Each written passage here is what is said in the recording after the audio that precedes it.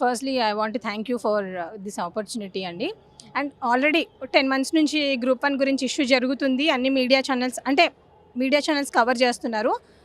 కానీ ఈరోజు నేను ఒక క్వశ్చన్ ఏం రేజ్ చేద్దాం అనుకుంటున్నాను అంటే directly to RS Praveen Kumar గారు.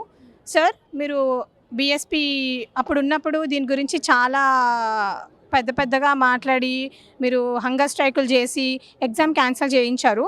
We are very thankful for that. కాకపోతే ఇప్పుడు ఇంత పెద్ద ఇష్యూ జరుగుతుంది GO-29 విషయమై. సో దాని గురించి మీరు ఒక చిన్న బయట అది ఇనిషియల్ స్టేజ్లో ఇచ్చేసి ఇప్పుడు మీరు దీన్ని వదిలేయడం అనేది చాలా బాధాకరం. సో ఈ ప్లాట్ఫామ్ నుంచి నేను ఆయన ఒకటి రిక్వెస్ట్ చేస్తున్నాను, మీరు ఎక్కడున్నారు, మీరు ఎందుకు దీని గురించి మాట్లాడట్లేదు? అండ్ అనదర్ థింగ్, ఎవరైతే ఇప్పుడు బీఆర్ఎస్ వాళ్ళు అందరూ కార్యకర్తలు చాలామంది, మాకు అందరికీ కూడా కేసీఆర్ గారు అంటే రెస్పెక్ట్ ఉందండి. Literally every one have respect on him. కానీ అసలు బీఆర్ఎస్ పార్టీ లాస్ అవ్వడానికి మెయిన్ రీజనే పేపర్ లీకేజ్ ఆ విషయం అనేసి. సో దాన్ని ముందుకు తీసుకెళ్ళిన ఆర్ఎస్ ప్రవీణ్ కుమార్ గారు ఈరోజు బయటకు రావాలి. ఈరోజు మీరు పార్టీ మారినంత మాత్రాన మీరు పార్టీకి ఫేవరబుల్గా మాట్లాడడము ఇది కరెక్ట్ కాదు. మీరు బయటకు వచ్చి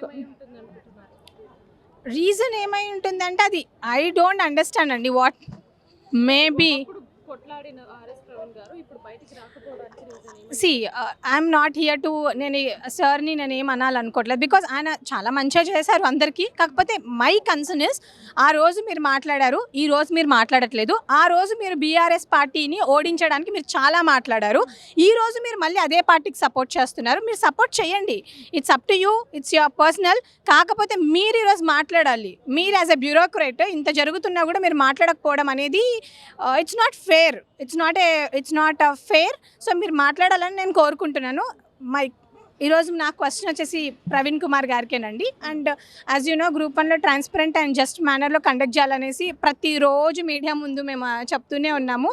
so my request is, first thing ఏంటంటే మాకు జ్యుడిషియరీ నుంచి మాకు జ్యుడిషియల్ సపోర్ట్ అనేది చాలా అవసరము. ఎందుకంటే యాజ్ యూ ఆల్ నో దీని లీగాలిటీ GO-29 లీగాలిటీ అనేది ప్రూవ్ అవ్వలేదు కాబట్టి మాకు జ్యుడిషియల్ సపోర్ట్ చాలా ఇంపార్టెంట్. సో దాని గురించి పొలిటికల్ పార్టీస్, అపోజిషన్ పార్టీస్ బయటకు వచ్చి మాకు కొంచెం ఫినాన్షియల్ అసిస్టెన్స్ ఇవ్వగలిగితే మేము డెఫినెట్గా ఈ కేసెస్ అనేది విన్ అవుతాం. ఎస్, 8-9 మంత్స్ నుంచి అంటే గవర్నమెంట్ చెప్తున్నాం కదండి, already GO-29 it's benefiting only few communities. అవి ఎట్లాగో మార్జినలైజ్డ్ కమ్యూనిటీస్ని డైల్యూట్ చేస్తుంది. అండ్ నా పర్సనల్ ఒపీనియన్ ఏంటంటే, నేను ప్రీవియస్ గవర్నమెంట్ నోటిఫికేషన్స్ ఇవ్వలేదు, ఏం చేయలేకపోయింది, నేనే చేశాను అని చెప్పుకోవాలనుకుంటున్నారేమో రేవంత్ రెడ్డి గారు. మీరు ఒక జస్ట్ మేనర్లో మీరు న్యాయపరంగా నోటిఫికేషన్స్ ఫిల్ చేయకపోతే ఇంకొక 20 సంవత్సరాలు 30 సంవత్సరాలు డెఫినెట్గా స్టూడెంట్స్ మిమ్మల్ని తిట్టుకోవడం అయితే ఖాయం. మీరు కరెక్ట్గా అంటే ఎలాగైతే, సారీ టు సే దిస్, ఎలాగైతే మీరు అప్పట్లో ఓటుకు నోటు కేసులో ఎలా అయితే మీ గురించి మాట్లాడుకుంటున్నారో దీని గురించి కూడా మీ గురించి మాట్లాడుకోవాల్సి వస్తుంది నెక్స్ట్ వచ్చే ఇయర్స్లో, if you don't conduct this examination in a just and transparent way. And BJP వాళ్ళని కూడా I'm requesting from this platform, వాళ్ళకు చెప్పి విసిగిపోవడం తప్పితే ఏం లేదు. I don't understand. మరి కాంప్రమైజ్ అయ్యారేమో రేవంత్ రెడ్డి గారితో నాకు అనిపిస్తుంది. ఇఫ్ ఎట్ ఆల్ అలా ఉంటే మాత్రం సార్, ఇంకా ఈ పార్టీ అనేది ఒక 3 years ఉంటుంది కాంగ్రెస్ గవర్నమెంట్, తర్వాత మళ్ళీ కొత్త పార్టీ రావచ్చు. So I think you have to respond on this issue అనేసి, this is my humble request to all the parties and to the society who is watching. So వాళ్ళు కూడా ఈరోజు మేము సఫర్ అవుతున్నాం, రేపు వాళ్ళ పిల్లలు సఫర్ అవుతారు. సో వాళ్ళందరూ కూడా బయటకు రావాలి, బయటకు వచ్చి కమ్యూనిటీ లీడర్స్ కానివ్వండి, మిగతా వాళ్ళందరూ కూడా దీని గురించి మాట్లాడాల్సిందిగా my humble request. Thank you. అంటే యాక్చువల్లీ గవర్నమెంట్ తప్పు చేసింది కాబట్టి గవర్నమెంట్కి ఏం ఆన్సర్ ఇవ్వాలో కూడా వాళ్ళకి అర్థం కావట్లేదు. యాక్చువల్లీ వాళ్ళకి స్టార్టింగ్ నుండి నోటిఫికేషన్ చేంజ్ చేసినప్పటి నుండి they are very pre planned అనమాట. When they want to do injustice then why they will react? They won't react. Actually, according to this fundamental right, every person is having right to speech. అంతే కదా, మా మనోభావాలని మేము మాట్లాడాలి, బయటకు వచ్చి మాట్లాడాలి. Under the fundamental rights, under the article 14 to this 21, 29 మాకు కొన్ని రైట్స్ మాకు ప్రొవైడ్ చేసినప్పుడు మమ్మల్ని ఎందుకు మాట్లాడనియట్లేదు? మేము బయటకు వచ్చి మాట్లాడి మీరు ఇట్లా చేసిండు, మీ తప్పు, మీరు మాకు ఆధారాలు కావాలి అన్నప్పుడు వాళ్ళు ప్రెస్ నోట్ పెడుతున్నారు, వెబ్ నోట్ పెడుతున్నారు.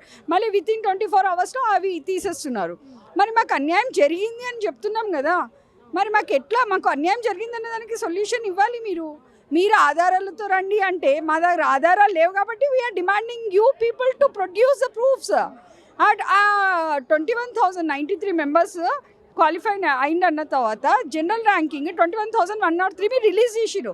ఈ ఎక్స్ట్రా 10 మెంబర్స్ ఎవరని మేము క్వశ్చన్ చేస్తున్నాం కదా. మీరు రావాలి, బయటికి వచ్చి మాకు చెప్పాలి. మీరు స్పోర్ట్స్ వాళ్ళు వీళ్ళు వాళ్ళు అని యాడ్ చేస్తే ఎట్లా అండి? It's not authentication. We need authentication. Authentication లేదు, మాకు ట్రాన్స్పరెన్సీ లేదు, అథెంటికేషన్ లేదు, అసలు ఏం లేదు. ఇప్పుడు మరి ఎవరు క్వశ్చన్ చేయాలి గవర్నమెంట్కి? సారీ, టీజీపీఎస్సీకి. టీజీపీఎస్సీ కలవడానికి పోతే అక్కడ రిప్రజెంటేషన్ ఏమైనా ఇద్దామంటే తీసుకోరు, ఆఫీస్లోకి రానియరు. యా, మా ఫ్రెండ్స్ ఎవరైతే ఇవాల్యుయేషన్ ప్రాబ్లమ్ ఉందో when they are entering into the TSPSC board, పైన దాకా వెళ్ళనియరు, మాట్లాడనియరు, రిప్రజెంటేషన్ కింద ఇచ్చేయమంటారు, మేము విల్ లుక్ ఆఫ్టర్ అంటారు, పంపించేస్తారు. Then how we people will get justice? We are not getting justice. That's why you came here in the press meet to express our demands. అది ఇప్పుడు మేము పాపం పిల్లలు ఫండ్స్ వేసుకొని ప్రెస్ మీట్ పెట్టుకుంటున్నారు. Actually మీరు రూలింగ్లో ఉన్నారు. You can do anything. మీరు మ్యానిపులేట్ చేయొచ్చు, ఎవరైనా మ్యానిపులేట్ చేస్తారండి. Why? Because you are in power కదా. స్టూడెంట్స్ అన్ఎంప్లాయీస్ దగ్గర ఏముంటుంది? కొన్ని ఇయర్స్ నుండి మేము ప్రిపేర్ అయిన వాళ్ళకి అన్యాయం జరిగినప్పుడు మాకు ఎందుకు అన్యాయం జరుగుతుంది అని మేము క్వశ్చన్ చేస్తాం కదా. అది మా మెయిన్ డిమాండ్ ఒకటే. We want to be get GO 29 cancel. GO 29 cancel అయ్యి జీవో 55 ప్రకారంగా again this prelim should be conducted. GO 29 implement చేస్తే ఇక్కడ బీసీ ఎస్సీ ఎస్టీ వాళ్ళు అన్యాయం అవుతున్నారని నెంబర్ ఆఫ్ టైమ్స్ మేము ఇన్ని చెప్పినా కూడా మీరు ఎందుకు మార్పు రావట్లేదు అర్థం కావట్లేదు. డిమాండ్ ఏంటంటే ఇప్పుడున్నటువంటి తక్షణ డిమాండ్ ఈ మెయిన్స్ని రద్దు చేసి మెయిన్స్ను రీమెయిన్స్ కండక్ట్ చేయాలి. ఫస్ట్ జ్యుడిషియల్ ఎంక్వైరీ వేయాలి. జ్యుడిషియల్ ఎంక్వైరీ ఎందుకు వేయాలి అని అడుగుతున్నామంటే 10 మంది ఎక్కువ వచ్చారు. ఆ 10 మంది ఎట్లా ఎక్కువ వచ్చారు అనేది చెప్పాలి. గతంలో 258 ఓఎంఆర్లు ఎక్కువ వస్తేనే ఎగ్జామ్ రద్దు చేసినటువంటి వాళ్ళు వీళ్ళు. కాబట్టి ఇప్పుడు 10 మంది ఎక్కువ వచ్చినందుకు ఎగ్జామ్ రద్దు చేయాలి అని అడుగుతున్నాం మేము. ఆ లెక్క తేల్చాలి. దాని తర్వాత 15.2 రూల్ను ఎందుకు వయలేట్ చేశారు? నోటిఫికేషన్లో ఉన్న రూల్ను పిఎంఎల్ఏ కుంటా ప్రొవిజనల్ మార్క్ లిస్ట్ ఇవ్వకుండా ఎందుకు వీళ్ళు ఇండివిజువల్ లాగిన్ మార్క్స్ ఇచ్చారు తెలియజేయాలి. అంతేకాకుండా ఉర్దూలో 9 మంది ఉన్నారని ఫస్ట్ చెప్పి తర్వాత 10 మంది ఉన్నారు, అది తేల్చాలి. ఉర్దూలో ఒక్కళ్ళే ఉన్నారు 563లో అని చెప్పినటువంటి వాళ్ళు తెలుగు వాళ్ళు 563లో ఎంతమంది ఉన్నారో తేల్చాలి. ఇవన్నీ తేల్చకుండా పబ్లిక్ సర్వీస్ కమిషన్ ఉన్న పలంగా ముందుకు పోతే ఊరుకునేదే లేదు. ఇవి కాకుండా చాలా అవకతవకలు జరిగినాయి ఈ ఎగ్జామ్లో. ఈ అవకతవకలన్నిటి మీద జ్యుడిషియల్ ఎంక్వైరీ వేయాలని మేము అడుగుతున్నాం. జ్యుడిషియల్ ఎంక్వైరీ వేసినాకనే ముందుకు పోవాలి, లేదంటే మాత్రం రోడ్ల మీదకి ఎక్కుతాం. మేము చేసేటటువంటి న్యాయ పోరాటం ఇప్పటికే తెలంగాణ పల్లెలకు గడపలలోకి వెళ్ళింది. ఈ ఉద్యమం ఉధృతం అవుతుంది. 100%గా ఈ ఉద్యమంలో మేము గెలుస్తున్నాం. మేము గెలిచి మీకు స్థానిక సంస్థలలో మీ పార్టీకి గోరి కడతాం. మీరు ఏదైతే పొందిచ్చిన పొయ్యిరాళ్ళ మీదకి వచ్చేసి పాయసం వండుకొని మీరు ఈరోజు కులుకుతున్నారో, పొయ్యిరాలు పెట్టిన వాళ్ళం మేము, కట్టెలు పెట్టిన వాళ్ళం మీద, పొయ్యి ఊదిన వాళ్ళం మీద, నిప్పు రాజేసిన వాళ్ళం మేము, అన్నీ చేసిన వాళ్ళం మేము. ఖాళీ పొందిచ్చిన పొయ్యిరాళ్ళ మీద పాయసం వండుకొని పాలు పొంగించుకొని పోయిన వాళ్ళు మీరు. కాబట్టి మీ ప్రభుత్వం పోతే ఇంకా 30 ఏళ్ళ వరకు ఏం చేయలేరు. మా ఉద్యోగాలను కొల్లగొట్టాలి ఉన్న పలంగానే మీరు చూస్తే మీ ఉద్యోగాలు ఊడగొట్టడం ఖాయమని కాంగ్రెస్ నాయకులకు హెచ్చరిక జారీ చేస్తున్నాం. మేము ఇన్ని రోజులు చెప్తున్నాం. మేము పబ్లిక్ సర్వీస్ కమిషన్ గురించి మాట్లాడుతున్నాం. పబ్లిక్ సర్వీస్ కమిషన్ మాతో మాట్లాడాలి. పబ్లిక్ సర్వీస్ కమిషన్ ఏమైనా కాంగ్రెస్ కమిషనా? లేకుండా గాంధీ భవన్లో పబ్లిక్ సర్వీస్ కమిషన్ ఉందా? పబ్లిక్ సర్వీస్ కమిషన్లో గాంధీ భవన్ రూమ్లు ఉన్నాయా? మరి మేము పబ్లిక్ సర్వీస్ కమిషన్ చేసే తప్పులు నడుతుంటే మీకెందుకు నొప్పులు? అది రాజ్యాంగబద్ధ సంస్థ కదా. రాజ్యాంగబద్ధ సంస్థ అని చెప్పేసి ఇష్టం వచ్చినట్టు ఆడితే అయిపోతుందా? కాబట్టి రాజ్యాంగబద్ధ సంస్థ నిలదీసేటప్పుడు మీరు ఎందుకు వస్తున్నారని కాంగ్రెస్ వాళ్ళని నిలదీస్తున్నాం మేము. మీరు కనుక మా జోలికి వస్తే మిమ్మల్ని నూకం. మాకు రాజ్యాంగబద్ధ సంస్థకు జరుగుతున్నటువంటి ఒక న్యాయ పోరాటం, ఈ న్యాయ పోరాటంలో మేము గెలుస్తాం.